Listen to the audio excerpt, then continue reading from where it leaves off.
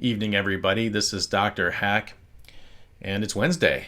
It's drill day, and we are going to do some mental push-ups. So you guys need to, put on your happy faces and get ready for a workout with your brains. Good. This is going to be a drill that's going to train your calculation, your visual memory, and here's what I want you to do. I want you to take a look at this chessboard, and I want you to memorize as much of it as you can. Actually, you only really need to remember one thing to start you off with this, okay? And that is that A1 is a dark colored square. In this case, it's brown. Could be your blue one or your green one or whatever, but it's the dark square. Okay, we got it? Board's gonna go away. Gone. So, in your mind's eye, remember, picture A1. Picture that being a black square. What color is D4? See if you can work it out. Pause the video if you have to. Okay, if A1 was a dark square, let's walk our way over. B1 was white, C1 was dark, D1 was white, D2 is dark, D3 is white, D4 was a dark square. Did you get it? Right. So I'm going to take these away again. We're going to try another one. Focus really hard this time if you didn't get that one. See if you can get the next one.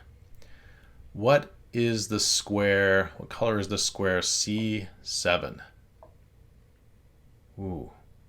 It's way up here somewhere. Let me see if I can find it for you. There it is. Let's walk our way up to it. Okay, here we go. So A1 was a black square. White, black, white, black, white, black. It seems like there should have been an easier way to do that, don't you think?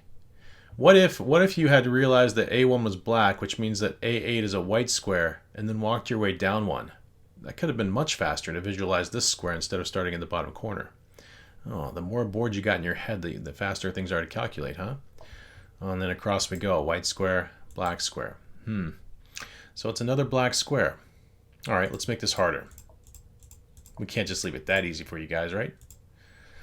All right. What color was the square D4 again? Ah, right, it was a black square. Now I want you to visualize in your head a knight, and I want you to put it in your mind's eye and put it right on D4. And I want you to try to figure out all the squares that knight can go to. Pause the video if you have to. Okay, we're just going to start up here and we're going to go in clockwise order, okay? So first we start with E6, and then F5, and then F3, E2, C2, B3, B5, and C6. Those are all the squares the knight could move to from this place. So now, if you wanted to do all of that on your own, you could do it very easily by just taking out a piece of paper, writing a square down, like F5 or F3 or H5, and then trying to figure out what color it is. And after you figure out what color it is, try to mark in your head or on the paper all the squares you think the knight can move to. And then pull out a board and check and see if you're right. Ooh, tough stuff, right? Let's do one more. Okay, remember D4. And we're also going to think about another square now. We're going to think about G7, somewhere up here in this range. Is D4 on the same diagonal as G7? Think about it for a minute. Okay, so here are the two squares we're in question. Let's walk our way up. D4 was a black square, E5, black square, F6, black square, G7, black square. They are on the same diagonal, in fact. This one's a little bit harder to do on your own, but maybe you can have a friend write down a couple of squares that are, to try to get you. Like if you take D4 and do like B7 or something, they're almost on the same diagonal, but not quite, right? And that maybe will get you, make it harder. I do hope this helps somebody. Do this a lot. It really does train your visual memory and your board sense. Good luck. Take care, everybody. Bye now.